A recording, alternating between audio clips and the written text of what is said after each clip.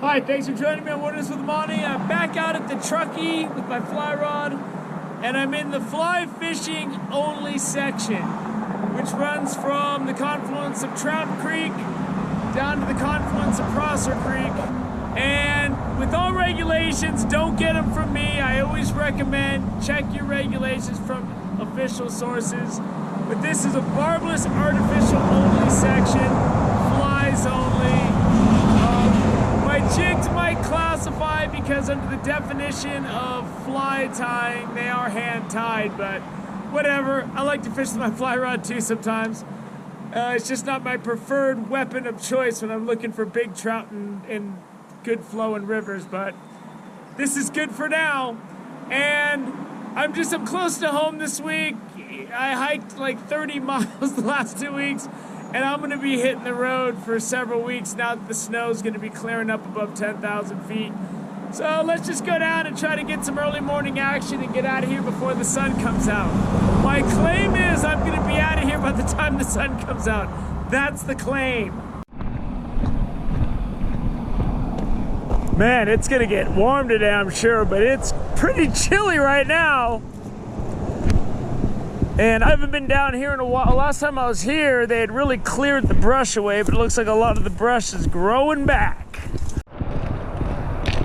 I'm just gonna hike upstream and fish my way back. And that should take about the time it takes the sun to get out here. So I'm just flipping out. I've hiked a ways upstream. I'm gonna fish my way back. And I'm using a 6-pound leader. And then I got the biggest beadhead woolly bugger I got. I have some bigger flies, but man, they seem to have too much fly and not enough hook, which is a bad combination. But we'll see if we can't pick something up. It's gonna be flipping this thing out, staying as dry as I can. Seeing if there's any browns around or rainbows that are willing to bite. Going under the bridge. And I just let my woolly bugger go down deep, and then I started stripping it. This guy picked it up. And it's a rainbow. And I barely got him. But my net's ready. Got him. He ain't big, but for a quick hit, getting out here with no waders and deciding I don't want to get wet,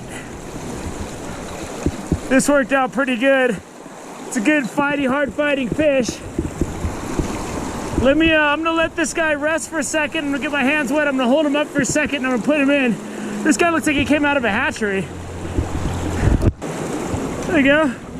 Nice Truckee River rainbow. This is a hatchery fish. Look at his tail's all hatched up. Get him back in the water.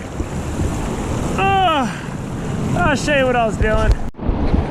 So I'm out here balancing on this rock, surrounded by water. So that was a little tough to deal with that guy. But what I do here is, I don't have waders, so I can't wade out there and fish that water. And I can't even get out onto these rocks, which would give me a better shot. But I know it's really deep, right in front of that log jam. So my goal is to just do whatever the river's gonna give me. So what I did is, I threw it out to where the water was going a little faster. And then I gave it a little bit of line, let my fly sink. Because it's a fast sinking fly, it's a heavy beadhead. Once it gets down there, then I started stripping it, and that's when I hit that fish. And he nailed it, man. And like I said, it's really deep out there. You know there's big fish in there. That guy I got was he just made a mistake.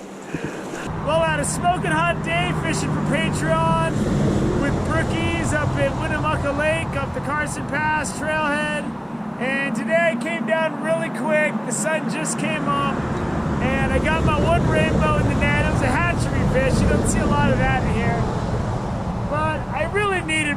is if you're gonna come out here and fly fish, man, you gotta at least have like rubber boots or something, because I originally planned to wade in my jeans in these shoes, but then I got out here and it was so cold, I didn't want to go in the water.